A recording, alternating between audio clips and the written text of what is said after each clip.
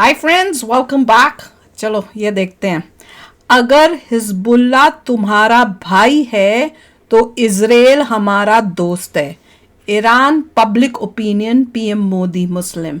तो वही लग रहा है कि कई इंडिया में जो हैं मुस्लिम्स ब्रेन वॉश्ड, दिमाग खराब, वो जो है उनको हिजबुल्लाह जो है अपना भाई लग रहा है। वो खड़े हो रहे हैं हिजबुल्लाह के लिए। जब वहाँ से कोई मरता है, इजराइल उनका खात्मा करता है, तो इन्हें लगता है कि भैया इनका भाई गया, और वो क्या बोलेंगे उसको कि भाई वो क्या क्या बोलते, शहीद हुआ। तो ये उनकी सोच है। तो वीडियो शुरू करते हैं। वीडियो शुरू करने से पहले अगर आप चैनल पर नए हो और आपने अभी तक सब्सक्राइब नहीं किया तो जल्दी से पहले सब्सक्राइब के बटन और बेल आइकन को क्लिक कर लो, ताकि आपको हमारे सारे न्यू वीडियोस के नोटिफिकेशन मिल जाए जैसे हम अपलोड करें। अगर आपको वीडियो पसंद आता है प्लीज लाइक एंड शेयर। चलिए शुरू करते हैं। पता है ऐसे लोगों के लिए ना इनका इलाज क्या है कि अगर ये नौकरी करते हैं तो इनको उन कंपनीज को जो है इनको नौकरी से निकाल देना चाहिए। कोई ना कोई एक्शन लेना चाहिए कि तुम जिस तरह की बात कर रहे हो उस टाइप की सोच जो है हमारे देश में एक्सेप्ट नहीं होगी, ये चलेगा नहीं। अब जैसे यूएसए में है, जब ऐसा कोई बात करता है उसकी हियरिंग होती है, जो हाई पोजीशंस में होते हैं उनकी हियरिंग होती है, वहां से उनसे पूछते हैं, और जब उनके अगर ठीक आंसर्स या सेटिस्फैक्ट्री आंसर्स नहीं होते तो उनको रिजाइन करना पड़ता है। कितनी यूनिवर्सिटीज के तो जो थे उनको रिजाइन करना पड़ा, उनको जॉबें गई हैं बिकॉज ऑफ जिस सोच से जिस जैसे वो सपोर्ट कर रहे थे या जो एक्शंस उन्होंने लिए हैं। वैसे इंडिया में भी ऐसे स्ट्रिक्ट होने चाहिए कॉन्सिक्वेंसेस, ताकि लोगों के अंदर वो डर हो कि भैया गलत बोला तो हम फंसेंगे, हमारी पूरी जिंदगी जो है आगे का फ्यूचर जो है वो तबाह हो जाएगा। तो चलो देखें क्या हुआ। इजराइल के बाप की जगह है वो। ये भारत पाकिस्तान के बाप की जगह थी। लियो पाकिस्तान तो फिर आप इजराइल को कैसे बोल रहे हो? वो तो ले ही रहे, पीओके लेने पे आ गए। तुम्हारे क्या रिश्तेदार लेकर गया इजराइल मददगार है हमारा, क्यों नहीं देंगे? फिलिस्तीन तुम्हारा रिश्तेदार है, हमारा भाई है। काहे का भाई है? हमारा खून है, मुसलमान है वो। तो फिर पाकिस्तान भी होगा जो फेंक रहा था हमारे हिंदुओं पे। हाँ, इधर के मुसलमान से मतलब नहीं है, जो बंटवारे के वक्त साथ का था, फिलिस्तीन में था। कहाँ हो रही है? जुल्म तो हिंदुस्तान पे भी हुआ। किसने करा? घटनाएं हुई, पाकिस्तान ने करा। किसने कारगिल युद्ध किया था? किसने 62 का युद्ध किया? किसने 71 का किया? किसने पुलवामा का हमला किया? जिस इजराइल ने 71 की जंग में, 62 की जंग में हमारा साथ दिया हो ना, नमक हरामी हम तो कर नहीं सकते। और वो फिलिस्तीन क्या है, हमास क्या, हमें रद्दी भर मतलब नहीं है उससे। मेरी तरफ से तो आज के जाता है कल वो डूबे, हमें क्या लेना है? हमें भारत के मुसलमान से मतलब होना चाहिए, भारत के सिख से मतलब होना चाहिए, भारत के बौद्ध से मतलब होना चाहिए, भारत के हिंदू से मतलब होना चाहिए, भारत के जो राजा बना करके प्रधानमंत्री के रूप में बिठाया उनसे मतलब होना चाहिए। हमें अदर से कोई चीजें लेना देना नहीं है। और जो यहाँ पर आकर के हमास फिलिस्तीन का समर्थन करते हैं, जब हम राम मंदिर के लिए इतना पैसा जोड़ सकते हैं तो इनको वहां भेजने के लिए भी पैसा जोड़ते हैं। फ्लाइट पकड़ो, जाओ उधर, लड़ाई लड़ो इजराइल के खिलाफ। अच्छा, क्या लगता है कि सिर्फ यहाँ से ही बयानबाजी होगी या ये लोग वहां पे जाके समर्थन भी करेंगे जमीनी? सर, एक बिजली बम इनके घर के बाहर फट जाए ना, ये दुबक के अंदर घुस जाते हैं। ये जाएंगे इजराइल का मुकाबला करने के लिए। ये मूर्खता है। भारत का माहौल कैसे खराब करना है, इनकी वो सोच है कि भारत में यार 10 साल हो गए, आज तक कांग्रेस के पढ़े लिखे लीडर आ गए। जवाहरलाल नेहरू जी ने सत्ता संभाली, इंदिरा गांधी जी ने सत्ता संभाली, राजीव गांधी जी ने संभाली, नरसिम्हा राव जी ने संभाली, अपने मनमोहन सिंह जी ने संभाली। आज तक वाद नहीं खत्म कर पाए हर एक राज्य से। ये 10 साल के अंदर भैया ऐसा कौन सा कोई नूर का हीरा वापसी आ गया भारत में जिसने हर राज्य से बम धमाके बंद कर दिए? वो कश्मीर का मुद्दा इतना सेंसिटिव मुद्दा था कि उसके बारे में बोलना भी पसंद नहीं करते थे। उसको सिर्फ 2 साल के अंदर, 1.5 साल के अंदर खत्म कर दिया। धारा 370 चेंज करके खून की नदियां बहाने की बातें होती थी, 1 इंच खून नहीं खूना। 1 लाख समथिंग करोड़ का टूरिज्म चला गया, चिनाब ब्रिज बन गया, वहां तिरंगा फाउंटेन के साथ गर्व से लहराया जा रहा है। कर्फ्यू लगने बंद हो गए। महबूबा मुफ्ती फारूक अब्दुल्ला जो वहां पर मुसलमानों को बलगराते थे, लोकसभा चुनाव में उनको लात मार के वहीं की कश्मीर की आवाम ने भगा दिया। ये बदलता भारत है। मेरा एक सवाल है, कल किसी ने मुझसे पूछा कि मुस्लिमों का नाता फिलिस्तीन से कलमे का नाता है, ठीक है, इनका कलमा वहां से आया या जो भी कुछ उन्होंने बताया कि कलमे का नाता। वो पूछ रहे कि हिंदुओं का क्या नाता है इजराइल से, क्योंकि तमाम वो काम करता है राइट और रॉन्ग का नाता करते हैं, तो हिंदू उसको राइट और रॉन्ग, सही और गलत। हमारे में तो क्या है, आप एक किसी गरीब के घर भी चले जाएंगे ना, झुग्गी में भी, उसको भी अगर कोई अनाज दे करके गया होगा ना, तो वो शुक्रिया अदा भगवान का करेगा कि भगवान तूने किस रूप में आकर के मेरे घर में बच्चों का पेट भरने के लिए अनाज पहुंचा दिया। फिर उस बंदे का शुक्रिया अदा करेगा। वो एहसान फरामोश नहीं होगा, वो एहसान उसके खून के अंदर फरामोशी नहीं होगी। तो जिस इजराइल ने 62 और 71 की जंग में हमें लड़ाकू विमान दिए, नहीं तो ये तो कल को कहता है भैया पाकिस्तान ने ये ले लिया, उससे भी हमारा कलमा का नाता है। कसाब आके मार गया, उससे भी हमारा कलमा का नाता है। अफजल गुरु आके मार गया, उससे भी कलमा का नाता है। कश्मीर में कश्मीरी पंडितों को भगा दिया, उनसे भी हमारा कलमा का नाता है। भैया कलमा का नाता तुम्हारा और पीस हिंदू रहा है, पीस सिख रहा है, पीस बौद्ध रहा है। अफगानिस्तान का हालत कर दिया, पाकिस्तान में कितने हिंदू कितने सिख बौद्ध कितने रह गए, बांग्लादेश में कितने रह गए। तब तक तुमने नहीं कहा कि हमारा कलमा का नाता है वहां गलत हो रहा है, तब तो आवाज नहीं उठाई तुमने, तब उठाई। और छोड़िए, हमारा अभिनंदन फंस गया। सेना का जवान तो सबकी रक्षा के लिए होता है, वो तो किसी जाति धर्म का नहीं होता, वो तो पर्टिकुलर किसी पार्टी का नहीं होता, वो सबके लिए होता है। अभिनंदन का विमान फंस गया इनके कलमा वाले भाइयों के वहां पे।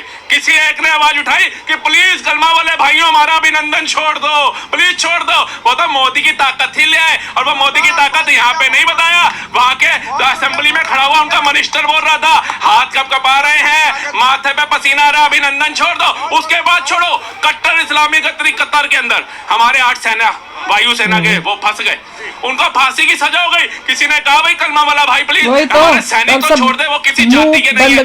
फिर भैया फिलिस्तीन से हमारा क्या नाता है भैया? तू भारत का है, भारत की बात कर। 47 से हर एक मुस्लिम के आगे हाथ जोड़ के हिंदू कह रहा है, सनातनी कह रहा है गाय हमारी माता है, उसको प्लीज काट के खाना छोड़ दो, भाईचारा निभाओ। किसी एक ने आके पहल करी कि हाँ भाई हम भाईचारा निभाएंगे, हम काट के नहीं खाएंगे की? तो यहाँ भाईचारा तुम निभाओ ना। इजराइल गाय खाता है, इजराइल सब कुछ खाता है, अरे हमें इजराइल से क्या लेना? हमारा इजराइल से इतना नाता है कि उसने हमारी मदद करी थी और आज भी करता के समय वो खड़ा था, तो आज संकट के समय हिंदुस्तान खड़ा है, हम उसके साथ है।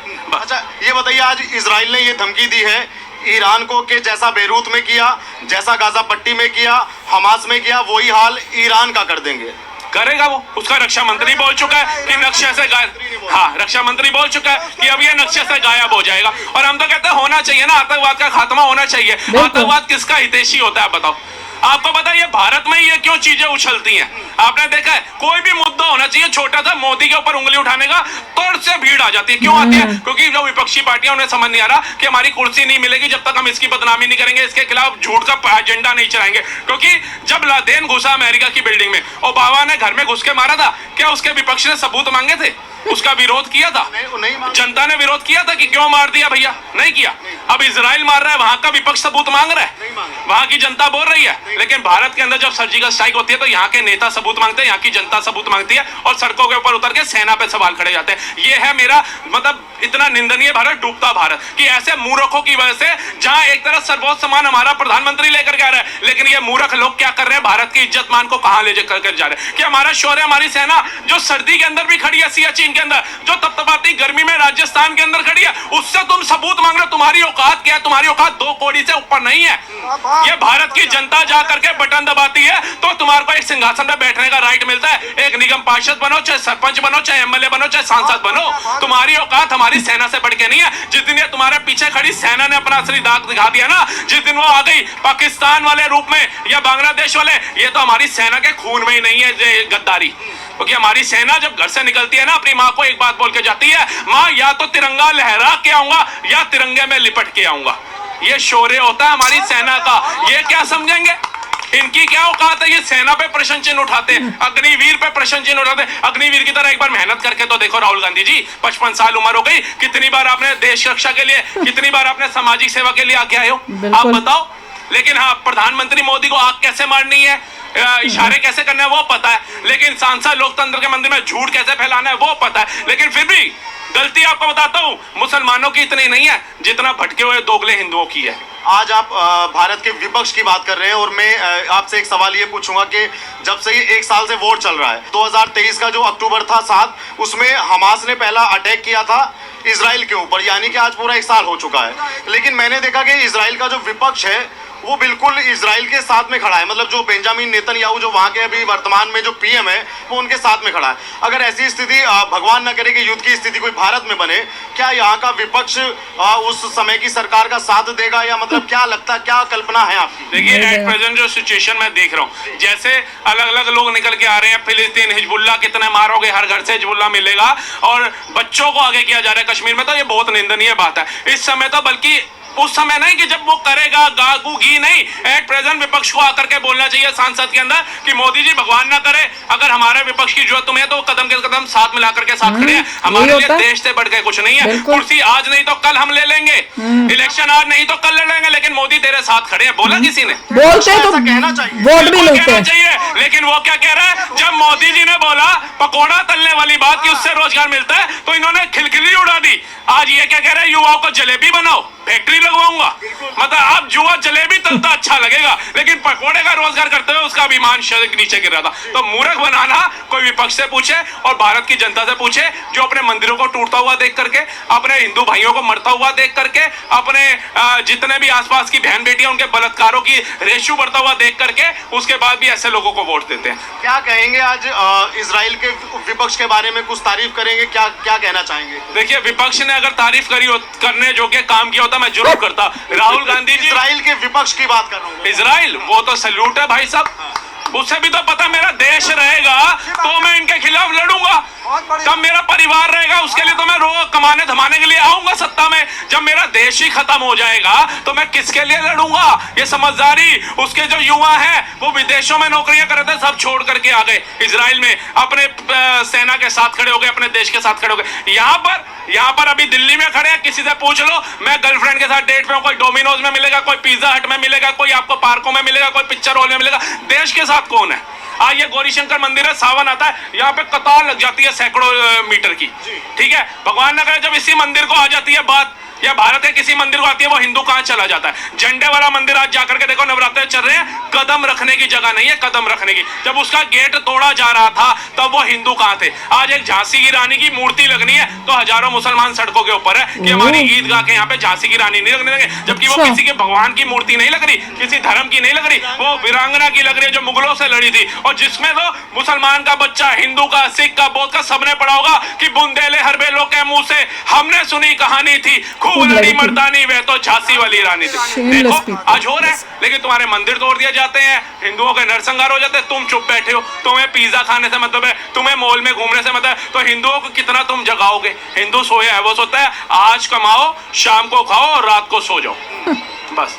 राहुल भाई, उनके बारे में क्या कहना चाहेंगे जो भारत में रह के हमास जैसे संगठन का साथ दे, या किसी ऐसे व्यक्ति की जो हानिकारक हो उसकी मौत पर शोक मनाए, मातम मनाए, उसके लिए कैंडल मार्च करे, उसके लिए पैदल मार्च करे?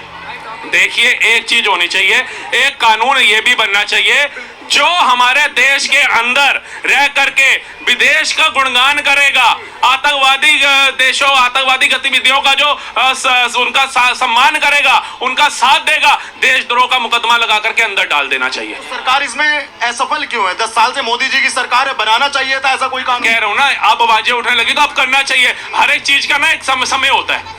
जैसा देखिए कि हमने सुबह उठ के ही जॉब पे जाना है, रात को आधी रात को उठ के नहीं जाएंगे, हर चीज का समय है। इसीलिए मोदी सरकार को अब उचित समय है, वो जब से आई है ना, उसने जो जो बिल पास कर दिए वो कोई आसान नहीं था। ये धारा 370 हटाना, कहते हैं 370 बड़ा आसान लगता है बोलने में, लेकिन उसको हटाने में कितना बड़ा जोखिम था।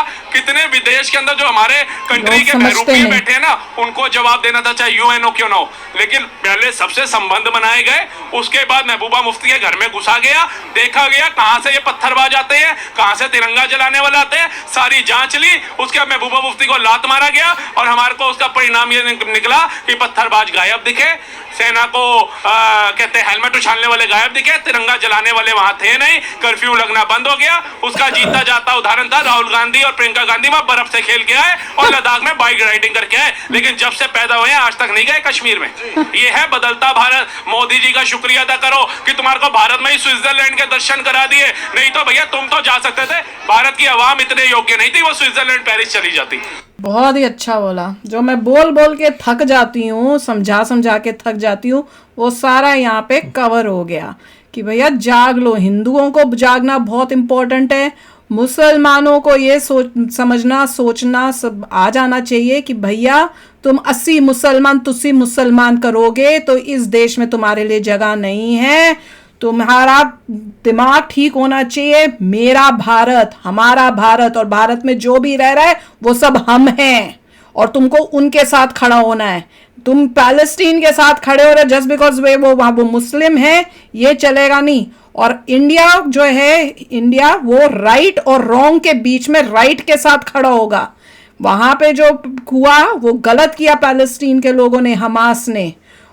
इजराइल जो है वो करेक्ट है, वो अपना बदला ले रहा है, उनके इनोसेंट लोगों को मारा गया है, वो बदला ले रहा है। क्यों? और अगर तुम्हें अभी तक ये नहीं समझ में आ रहा, हमास, हिजबुल्लाह, ये सब जो है ये अभी तक नहीं रुके हैं। ईरान अभी तक नहीं रुका, वो अभी भी इजराइल को तंग कर रहा है, उनके लोगों के ऊपर अटैक कर रहा है। तो किस मुंह से तुम उनको सपोर्ट कर रहे हो? तो हर एक चीज उसने बिल्कुल ठीक बताई, ऑपोजिशन के बारे में बताया, सब कुछ बताया।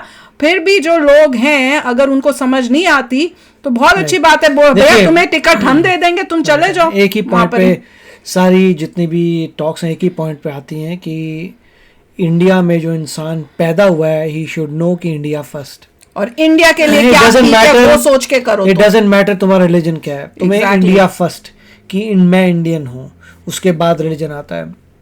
अगर फ़लस्तीन में कोई प्रॉब्लम आती है वो बोलता है कि उसके देखभाल करूंगा, तो गलत है, क्योंकि तू वो इंडियन नहीं है, वो फ़लस्तीन है, इट्स नॉट इंडिया। तुम इंडियन हो, तुम इंडिया की हेल्प कर सकते हो। वो फ़िलिस्तीन का बंदा कुछ करता है, गाज़ा के लोग करते हैं, वो उनकी अलग कंट्री है, nothing to do with you, you are Indian, think about India. Exactly, that is the first thing. अगर ये बोलते नहीं ऐसा नहीं है, वो मेरा भाई है because of religion, then you are wrong, because पहले कंट्री नहीं, फिर तो तुम्हारे लिए पाकिस्तान भी तुम्हारा भाई हो गया। yes. कंट्री आती इंडिया है, कंट्री आती है, उसके बाद दुश्मन भी तुम्हारे भाई हो गए। Don't worry about other countries, अपनी कंट्री में भला कर लो, that is the biggest important thing. और अगर तुम ऐसी सोच रखते हो तो तुम देशद्रोही हो, Right. तुम्हारे लिए कोई जगह नहीं है इस देश के अंदर, बिकॉज कंट्री फर्स्ट तुमने की। एग्जैक्टली। तो चलो आप भी शेयर करना अपने थॉट्स, चलते हैं, मिलेंगे नेक्स्ट वीडियो में बहुत ही जल्द। Till then take care and bye bye. तो अगर आप मेरे इस चैनल पे नए हो तो जल्दी से सब्सक्राइब के बटन को हिट करो और बेल आइकन को क्लिक करो, ताकि आपको मेरा जब नया वीडियो मैं लगाऊं आपको उसके बारे में जल्दी से पता चल जाए।